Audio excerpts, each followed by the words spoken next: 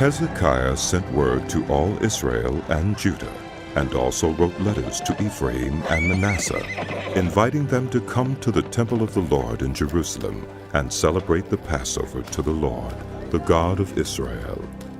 The king and his officials and the whole assembly in Jerusalem decided to celebrate the Passover in the second month. They had not been able to celebrate it at the regular time because not enough priests had consecrated themselves, and the people had not assembled in Jerusalem. The plan seemed right, both to the king and to the whole assembly.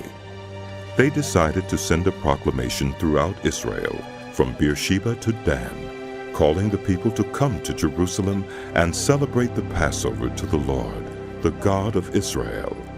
It had not been celebrated in large numbers, according to what was written. At the king's command, couriers went throughout Israel and Judah with letters from the king and from his officials, which read, People of Israel, return to the Lord, the God of Abraham, Isaac, and Israel, that he may return to you who are left, who have escaped from the hand of the kings of Assyria.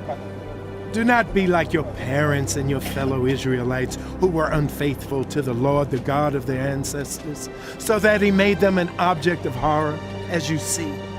Do not be stiff-necked as your parents were.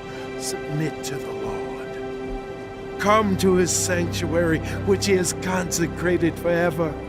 Serve the Lord your God, so that his fierce anger will turn away from you.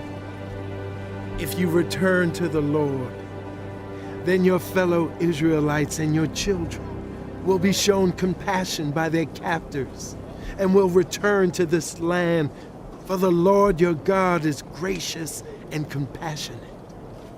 He will not turn his face from you if you return to him. The couriers went from town to town in Ephraim and Manasseh, as far as Zebulun, but people scorned and ridiculed them. Nevertheless, some from Asher, Manasseh, and Zebulun humbled themselves and went to Jerusalem. Also in Judah, the hand of God was on the people to give them unity of mind to carry out what the king and his officials had ordered, following the word of the Lord. A very large crowd of people assembled in Jerusalem to celebrate the festival of unleavened bread in the second month. They removed the altars in Jerusalem and cleared away the incense altars and threw them into the Kidron Valley. They slaughtered the Passover lamb on the 14th day of the second month.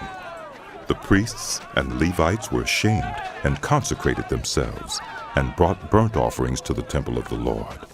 Then they took up their regular positions as prescribed in the law of Moses, the man of God. The priests splashed against the altar the blood handed to them by the Levites. Since many in the crowd had not consecrated themselves, the Levites had to kill the Passover lambs for all those who were not ceremonially clean and could not consecrate their lambs to the Lord. Although most of the many people who came from Ephraim, Manasseh, Issachar, and Zebulun had not purified themselves, yet they ate the Passover, contrary to what was written. But Hezekiah prayed for them, saying, May the Lord, who is good, pardon everyone who sets their heart on seeking God, the Lord, the God of their ancestors, even if they are not clean, according to the rules of the sanctuary. And the Lord heard Hezekiah and healed the people.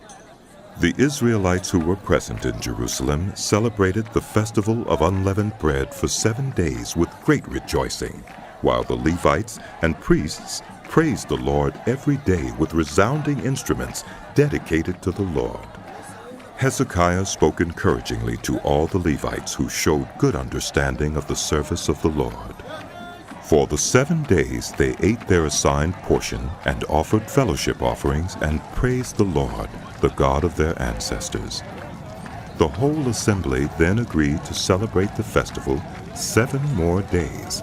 So for another 7 days they celebrated joyfully. Hezekiah, king of Judah, provided 1,000 bulls and 7,000 sheep and goats for the assembly. and the officials provided them with 1,000 bulls and 10,000 sheep and goats. A great number of priests consecrated themselves. The entire assembly of Judah rejoiced, along with the priests and Levites and all who had assembled from Israel, including the foreigners who had come from Israel and also those who resided in Judah. There was great joy in Jerusalem, for since the days of Solomon, son of David, king of Israel, there had been nothing like this in Jerusalem. The priests and the Levites stood to bless the people, and God heard them, for their prayer reached heaven, his holy dwelling place.